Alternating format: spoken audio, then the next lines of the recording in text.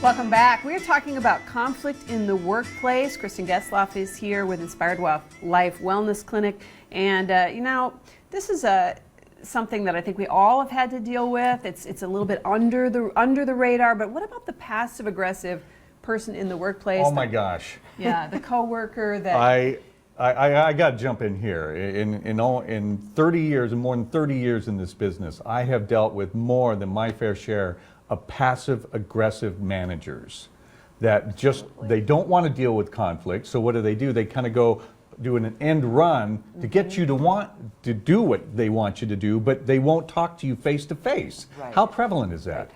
Very prevalent. Okay, all very right. prevalent. But can you give an example of what you're talking about? Oh yeah. Don't be looking at me when you do No. that. This is years and years ago. I had a boss who was a program director at a radio station. Instead of coming to me and talking to me about the show, he told my news guy. Oh, I hate that. Okay, and so the news guy was trying to do stuff that was totally, I had no clue as to what was going on, and I finally had to walk into his office and say, look, if you have a problem or if you have a concern with what I'm doing, tell me. But most people won't do that. Exactly. And that's what we find in all conflict. One of the biggest issues is communication.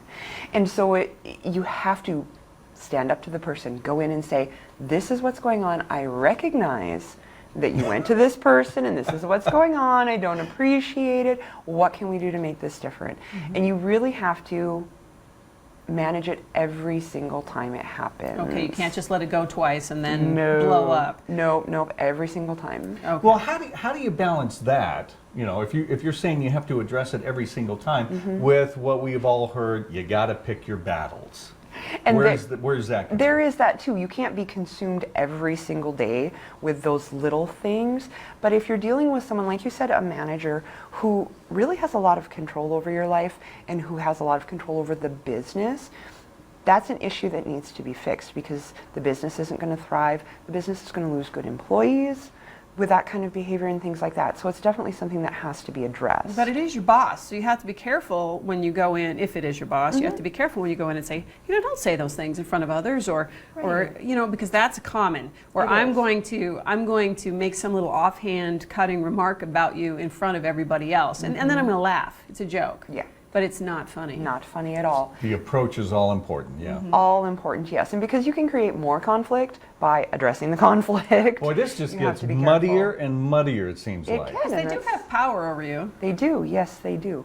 Again, it's part of knowing that person, having empathy, understanding their position and where they're coming from, sometimes even understanding a little bit of their backstory and what's going on in their personal life, because honestly, that colors everything also. So it's the approach. So if you run into your boss and you say, hey, what's the big deal? That's maybe not the best approach. You might say, hey, I heard what you said and it seemed like you were upset with me. Is there something going on? Would that be a better approach? Definitely a better approach. Absolutely. Right. Okay. Kristen, thank you so much. If you have more questions about what we've been talking about, or you just want more information about Inspired Life Wellness Clinic, there's the contact information right there on your screen.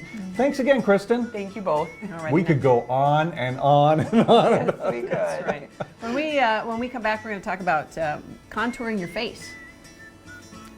Don't go.